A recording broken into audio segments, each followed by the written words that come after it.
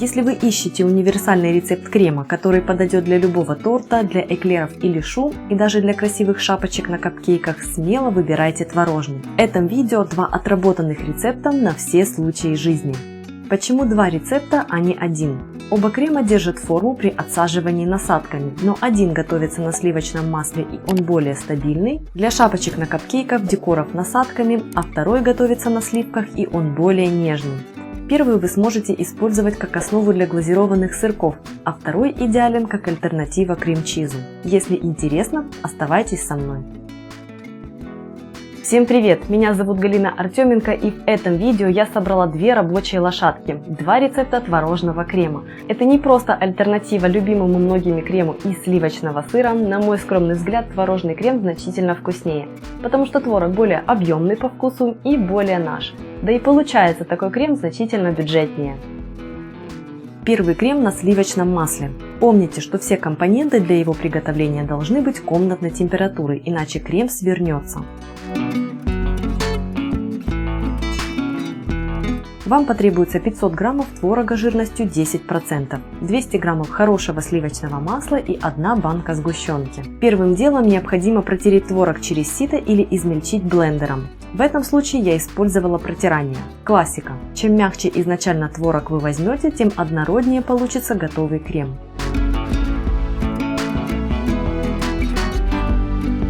Отставьте подготовленный творог в сторону и займитесь маслом. Размягченное сливочное масло взбейте до посветления и пышности. Масса должна стать гладкой и нежной.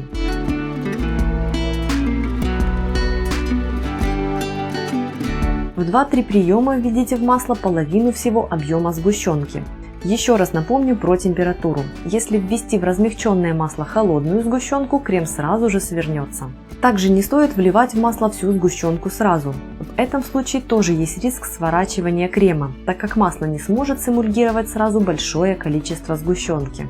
Оставшуюся половину сгущенки добавьте к протертому творогу и смешайте все до максимальной однородности. Если вы не хотите протирать творог через сито, просто смешайте его с половиной всего объема сгущенки из рецепта сразу и пробейте смесь блендером. Теперь добавьте ложку творожной массы к масляной и начните взбивание. Когда масло смешается с творогом до однородности, введите оставшуюся часть творожной массы, слегка перемешайте крем и взбейте его до пышного состояния.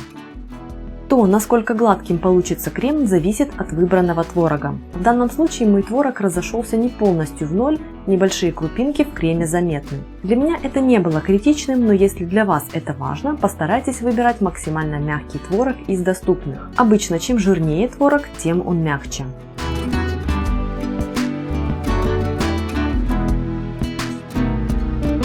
Теперь приготовим нежный творожный крем на сливках. В рецепте я дополнительно использую корицу для придания насыщенного аромата. Вы можете ее не использовать. Для творожного крема на сливках возьмите 400 граммов творога жирностью 10%. Он должен быть мягкий и легко растираться между пальцами. Так крем получится однородным. Можно использовать брикетный творог. Также возьмите 400 граммов жирных сливок 33%, 100 граммов сахарной пудры и 1 чайную ложку корицы для согревающего аромата. К творогу добавьте корицу и сахарную пудру. Сахар тут использовать не стоит, так как он будет долго растворяться. Слегка перемешайте творог с сахарной пудрой и добавьте 1/4 часть из общего объема сливок. Так будет удобнее готовить творожную массу. Перемешайте творог и тщательно пробейте творожную смесь блендером, чтобы получить нежную и однородную текстуру. Можно также протереть творог через сито, как я делала это в первом рецепте.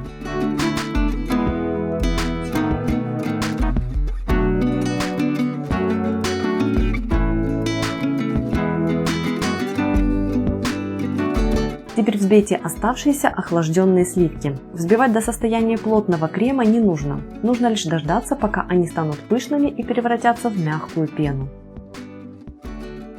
Добавьте в сливки пару столовых ложек творожной массы и взбейте крем.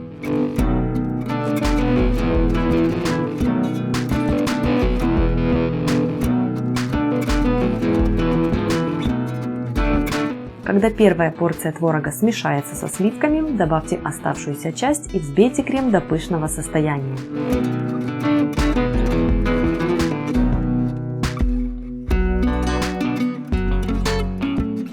Этот крем хоть и получается нежнее, чем предыдущий, но он тоже держит форму. Им можно запросто украшать десерты при помощи кондитерского мешка с насадками.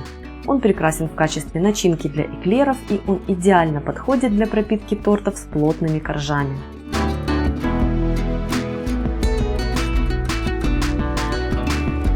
Загляните в инфобокс под этим видео, там я оставила для вас ссылку на рецепт торта с нежным кремом из этого видео, тот, который на сливках. А рецепт второго торта выйдет совсем скоро, и он вас удивит. Поэтому подписывайтесь на мой канал, если вы еще не со мной, жмите на колокольчик рядом с кнопкой подписки, чтобы это видео не пропустить. А если это видео вам понравилось, обязательно ставьте пальцы вверх, пишите что-нибудь приятное в комментариях. Меня зовут Галина Артеменко, пускай вам будет вкусно!